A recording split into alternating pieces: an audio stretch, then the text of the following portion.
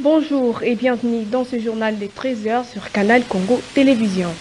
Le Premier ministre, ministre des Transports, Voies des Communications et Désenclavement, Jean-Pierre Bemba, a procédé lundi 25 novembre 2024 au lancement de la délivrance de permis de conduire sécurisés et avec APIS. Ce permis sera utilisé au niveau national et international dont l'obtention est conditionnée par l'objectif de limiter les dégâts et d'éviter les cas d'accident par des individus qui n'ont aucune notion en matière de route. La première ministre Judith Suminwa est arrivée ce dimanche 24 novembre 2024 à Rabat en fin de soirée où elle a été accueillie chaleureusement par les autorités marocaines ainsi que l'ambassade de la RDC dirigée par Henri Mangaya. Reportage Gisèle Etoko. Après une série d'émissions de services à travers l'Europe, l'Asie et l'Amérique pour présenter les opportunités d'investissement en RDC, la première ministre a entrepris une tournée déterminante au Nord Kivu et en Ituri, mandatée par le président Félix Antoine Tshisekedi Tshilombo pour évaluer l'état de siège. Cette initiative vise à apporter des solutions concrètes aux défis sécuritaires rencontrés dans ces régions tout en renforçant la présence de l'État congolais face à des problématiques critiques. La première ministre séjournera au Royaume du Maroc du 24 au 29 novembre 2024 afin d'affermir les relations bilatérales entre la RDC et le Royaume chérifien et de participer à la 16e édition du Forum Médaille. Cet événement annuel se tiendra à Tanger sous les thèmes souveraineté et résilience vers un nouvel équilibre mondial, constituant une plateforme clé pour le dialogue stratégique entre dirigeants des pays du Sud. Créé en 2008, le Forum Médaille symbolise l'approche proactive du Maroc en matière de diplomatie et de coopération internationale, promouvant les intérêts des visions des pays africains et arabes dans un contexte mondial de plus en plus multipolaire. La visite de la chef du gouvernement de la RDC intervient dans un contexte où les relations entre les deux nations sont marquées par une coopération renforcée, notamment sur le plan économique et diplomatique. Le Maroc, avec son modèle de développement africain, se positionne comme un partenaire stratégique pour la RDC dans les domaines des investissements, des échanges commerciaux et de l'industrialisation. Cette rencontre de haut niveau entre responsables congolais et marocains représente une opportunité d'approfondir cette collaboration. La délégation de la première ministre comprend plusieurs membres clés du gouvernement congolais, dont le vice-premier ministre, ministre de l'économie nationale, ainsi que les ministres de l'agriculture et sécurité alimentaire, de l'industrie et développement des petites et moyennes entreprises, des mines et du commerce extérieur. Des représentants de l'Agence nationale pour la promotion des investissements ANAPI et de la Fédération des entreprises du Congo FEC seront également présents, soulignant l'objectif de la RDC de promouvoir encore plus ses potentialités économiques auprès des investisseurs internationaux. Parmi les moments forts de cette visite, des rencontres bilatérales sont prévues entre la première ministre de la RDC et le chef du gouvernement du Maroc, ainsi que des séances avec le ministre congolais homologue marocain. Judith Suminwa Tuluka prononcera une allocution lors de la cérémonie d'ouverture officielle du Forum Médaille et participera à une session plénière consacrée aux opportunités d'investissement en RDC, devant un auditoire composé des dirigeants politiques et d'hommes d'affaires venant du monde entier. En sus de sa participation au forum, la première ministre et sa délégation visiteront le port de Tangermet, un exemple d'infrastructure portuaire moderne en Afrique qui est connecté à une quarantaine de ports africains et par lequel transite une partie importante du commerce africain avec le reste du monde. Pour illustrer la profondeur de liens historiques entre les deux pays, Judith Suminwa Tuluka rencontrera également diverses composantes de la diaspora congolaise résidant au Maroc. Cette visite, qui s'inscrit dans la dynamique de renforcement des liens entre le Maroc et la RDC, deux pays unis par une vision commune de développement africain à travers la coopération et les échanges stratégiques dans les secteurs clés de leurs économies, se conclura par un dîner organisé en l'honneur de la première ministre. Le vice-premier ministre en charge de l'Intérieur et Sécurité, Jacquemain Chabani, à l'heure du briefing de presse co-animé dimanche avec son collègue de la communication, affirme avoir lancé les plans opérationnels pour baisser les taux du banditisme urbain dans la capitale. Suivez cet extrait choisi par Junior Bolafa. Les initiatives sont là. C'est un phénomène social qui touche à la justice, qui nécessite la mise en place, d'abord la prise de décision, et puis qui nécessite que ces décisions suivent un processus pour atteindre des résultats. Au-delà de cela, il faut arriver aussi à réaliser que aujourd'hui, dans la plupart des grandes villes du monde, que ce soit du monde du sud ou du nord de la planète Terre, la gestion du banditisme urbain est une problématique mondiale. Mais ici, en République démocratique du Congo, votre gouvernement a pris un certain nombre d'initiatives qui sont en cours de gestion. Nous avons au niveau de la police nationale les directives dans les différentes grandes villes.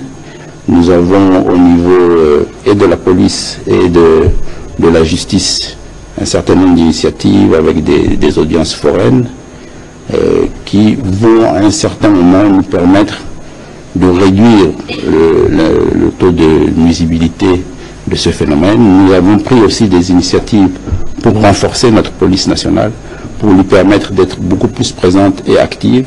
Et tout cela, je crois que ça va nous permettre de mieux gérer. Mais il y a aussi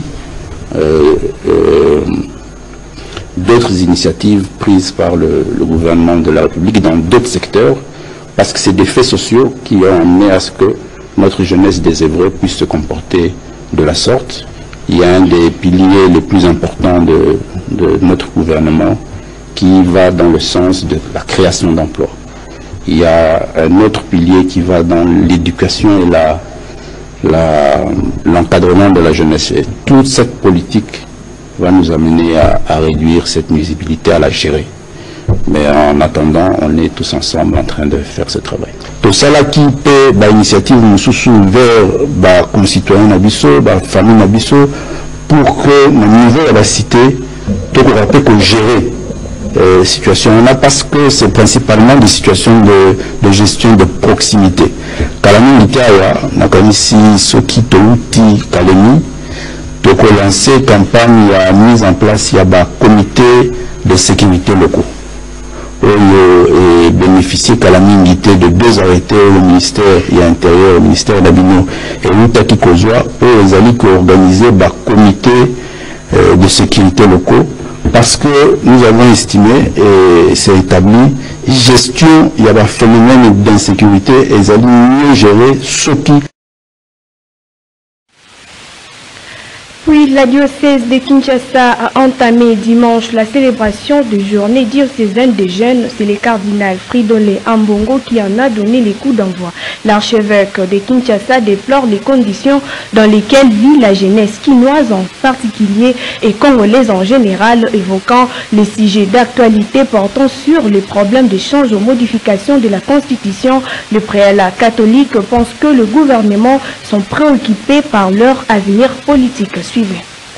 Ceux qui espèrent dans le Seigneur marchent sans se fatiguer. Tel est le thème mondial de ces journées diocésaires entamées dimanche par les diocèses de Kinshasa.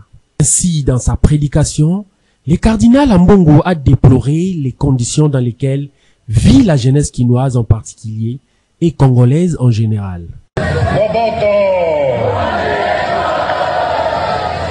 Je disais, dans un pays,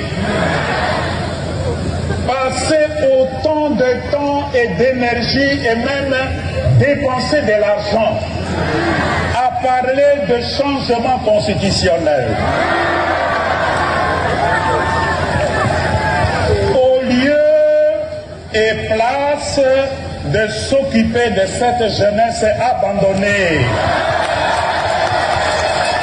Pire de ça, on nous parle de changement constitutionnel. Est-ce que c'est le changement constitutionnel qui va nous donner un avenir après la fin de nos études? Qui va nous donner du travail à la fin de nos études?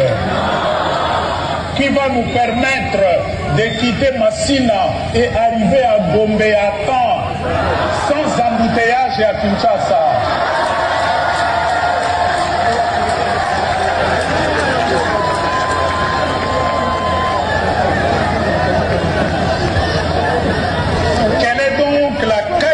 De la formation que nous assurons à notre jeunesse aujourd'hui. Les partis politiques Union des Républicains hier dénoncent l'enlèvement de son président national Norbert Louyeye Binjounga. Des éléments lourdement armés ont fait éruption à sa résidence au quartier 7 dans la commune d'Endjili et l'ont amené à une destination inconnue jusqu'à ce jour. Ainsi, dans une déclaration lue par l'un des membres du collège des fondateurs, Feli Mouala, sur parti, exige sa libération sans condition ni délai. Suivez. Nous venons annoncer l'opinion tant nationale qu'internationale que depuis le mardi 5 novembre 2024 à 5 heures du matin, notre président national Norbert Louyeye Binjounga a été enlevé par le militaire lourdement armé à bord de 3 jeeps. Sans aucun mandat, ces éléments ont fait irruption à sa résidence du quartier 7 dans la commune d'Endjili à Kinshasa et l'ont emmené à une destination inconnue jusqu'à ce jour, emportant avec eux bien de valeurs, téléphones et même une somme d'argent. Malgré les intenses opérations de localisation des lieux de détention lancées aussi bien par sa famille biologique que politique, nous sommes toujours sans aucune nouvelle de lui. Monsieur Norbert Louyeye, président national de l'Union des Républicains, est un acteur politique très bien connu, tant au niveau national qu'international. Depuis des décennies qu'il prône la non-violence et mène sa lutte pacifique. De plus, il a beaucoup contribué à l'émergence et à l'éclosion de la démocratie dans notre pays. Il a également participé à l'organisation de l'UDPS. Il vous souviendra que, sous le régime de Mobutu, Norbert Louyeye, alors aux côtés de son père politique, Etienne Tshisekedi, des Résumés Mémoire, a occupé tour à tour le poste d'agent administratif et de secrétaire particulier au sein du cabinet du Sphinx délimité. Depuis très longtemps, l'Union des Républicains, notre cher parti, est un parti politique de l'opposition radicale et son président national Norbert Louyeye n'a jamais changé ses méthodes de lutte politique pour une autre voie que celle de la non-violence. Raison pour laquelle il n'a cessé d'appeler au dialogue et en particulier le dialogue d'accord cadre d'Addis Abeba, dont il a d'ailleurs fait son cheval de bataille. L'article 23 de notre Constitution dispose à son alinéa premier la liberté d'expression à toute personne d'exprimer ses opinions ou ses convictions. Aujourd'hui, il est inadmissible que Norbert Louyeye soit enlevé et détenu au secret à cause de ses opinions. Autre chapitre dans la province de l'Ituri, les chefs coutumiers disent oui au maintien de l'état de siège. Cependant, dans leurs recommandations, ils appellent au renforcement des effectifs militaires et à l'accélération en vue de consolider les acquis de la paix enregistrés durant l'état de siège. Suivez le porte-parole des chefs coutumiers de l'Ituri. L'entendement de la population de la province d'Ituri pour hier ce premier percevement de la situation sécuritaire de l'Ituri. Et s'il sait, tout d'abord, remercions le chef de l'État pour avoir aimé regarder sur le problème sécuritaire de l'Ituri. Dieu merci que la chute est arrivée. Et qu'à cela ne tienne, nous remercions également, féliciter donc les actions, les efforts qu'a déployés, son excellence sur le gouverneur militaire de l'État, raison pour laquelle vous avez trouvé un climat sécuritaire tellement apaisé dans les chefs de la province, qu'à cela ne tienne, le groupe armé dont la province de l'Ituri fait face à la crise des groupes armés, qui sont encore la terreur de la fédération. À cela, nous avons une recommandation au chef du gouvernement.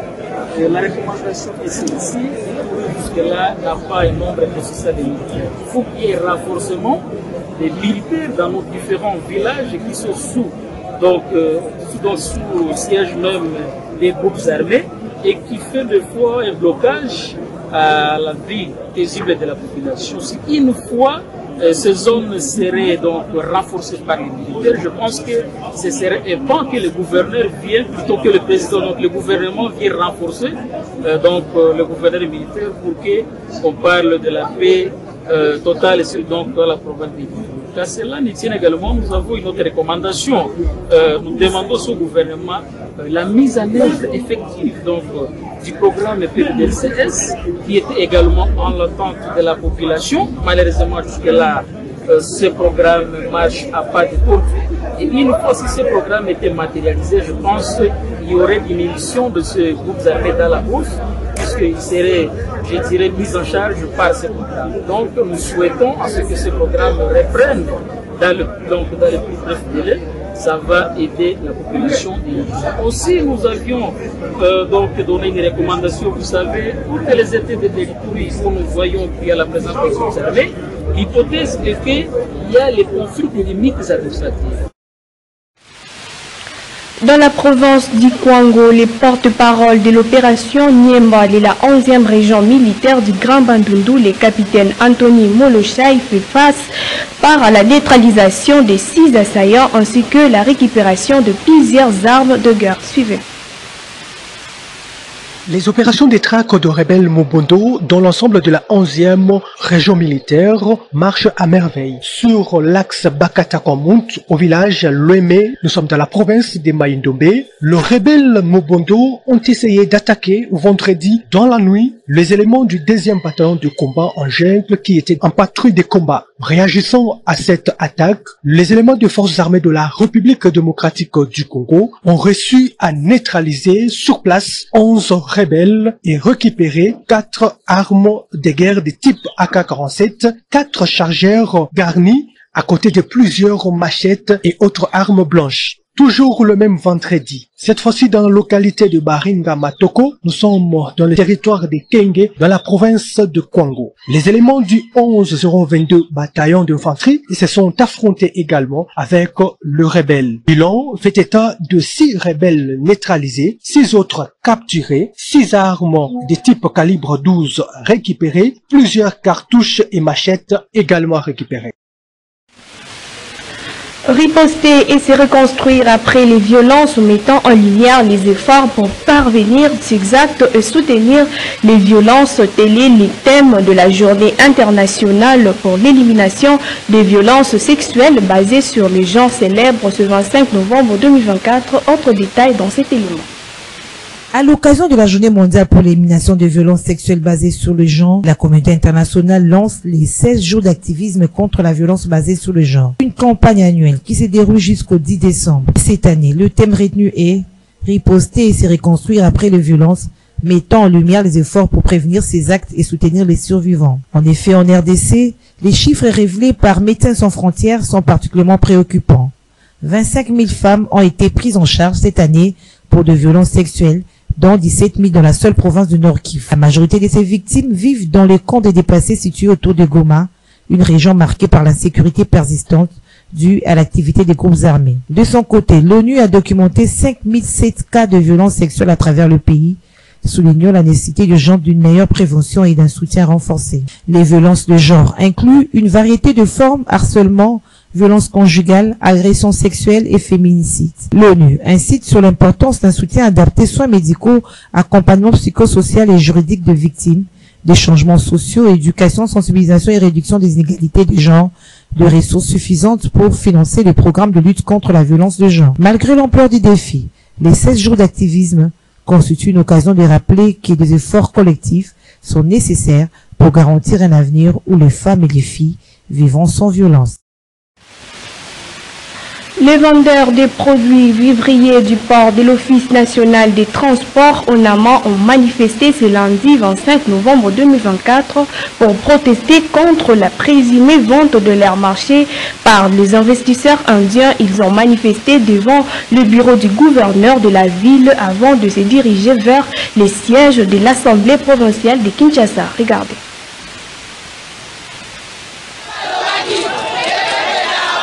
Ces femmes, munies de leur panier de poissons fumés, dénoncent la vente du port Ngwaka, l'axe compris entre le port Apollo et Baramoto, leur lieu de commerce.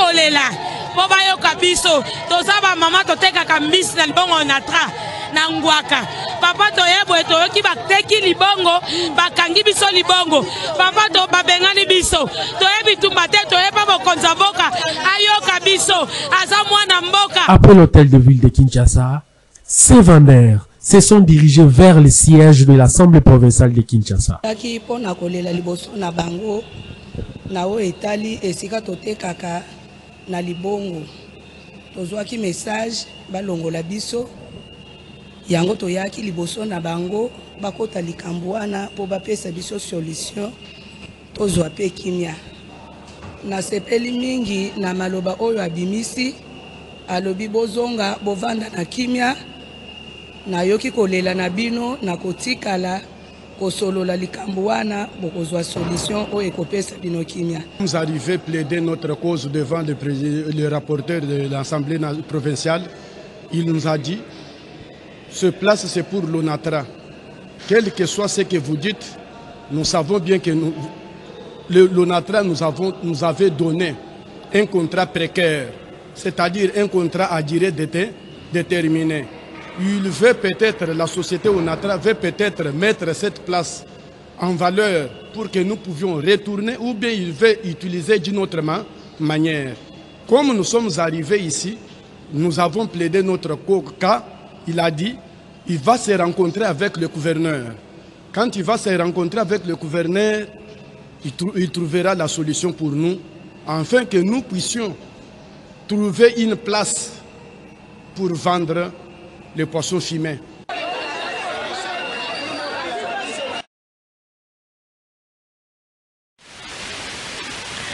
Et à Irumo, dans la province de l'Ituri, les comités de suivi de l'accord Les Nandé demandent l'implication de l'administration militaire du territoire Irumo pour décourager la tracasserie commise par certains agents de l'auditorat militaire des commandants et mis les agricultures des commandants. Suivez. Au nom du comité de suivi, nous venons juste pour dénoncer ce cas parce que il y a une évaluation avec le comité de sécurité territoriale, avec nos partenaires la MONUSCO Affaires civiles. Nous avons pris une mesure juste pour permettre à bien gérer ce conflit qui avait existé entre les deux communautés d'Awalese et Fokutu. Nous venons au moins d'atteindre 70 du maintien d'une petite accalmie dans la chefferie d'Awalese et Fokutu. Et c'est comme ça, certains commencent encore à revenir juste pour piétiner tous les efforts fournis par les comités de suivi, y compris aussi l'administration militaire par rapport à la route RN4 Komanda-Luna. Tous les agriculteurs qui proviennent de l'axe Komanda-Luna, arrivés à la barrière de Gerpi, ils sont surpris qu'ils trouvent que les cacao qu'ils transportent sont mis entre les mains de certains services. On était en train d'acquiser les bureaux des comités de suivi, on a acquisé la DGRP, mais après investigation, nous avons trouvé que ce sont les militaires de l'auditorat, aussi avec et militaires PEM qui sont en train de prendre les cacao des agriculteurs. Quand on prend le marchandise même d'un agriculteur, il ne sera pas en mesure d'identifier un voleur à un propriétaire du champ. Malheureusement, il se focalise sur un document de l'ESCO-Kivu. ESCO-Kivu, c'est une société qui s'imprègne dans les affaires commerciales de l'achat et vente de cacao, mais c'est le comité de suivi qui devrait suivre de près la situation des agriculteurs. Après l'évaluation, nous avions sollicité auprès de l'autorité qu'on puisse prendre une mesure qui va soulager nos agriculteurs et surtout sur l'axe Komanda-Luna parce que nous avions pris beaucoup de Badiangu, donc vers le côté là où il y avait l'épicentre de ces conflits, les Senande, et juste pour voir comment en janvier on devrait commencer avec Bandavilemba et Bapulu. Malheureusement, d'autres prennent ça directement une occasion pour tracasser notre population. C'est comme ça, nous leur disons que avoir un document de l'ESCO-Kivu n'est pas synonyme d'être propriétaire du champ. Parce que nous avons des fuites. Il y a aussi d'autres gens qui ont des documents de l'ESCO-Kivu qui n'ont pas de champ. Mais au niveau du bureau des comités de suivi, nous enregistrons l'agriculteur, propriétaire du champ, octroyons un jeton qui va les permettre juste d'entrer. Mais nous sommes déjà à une autre étape de leur attribuer des cartes d'agriculteurs dans la chefferie de Walese Fokutu.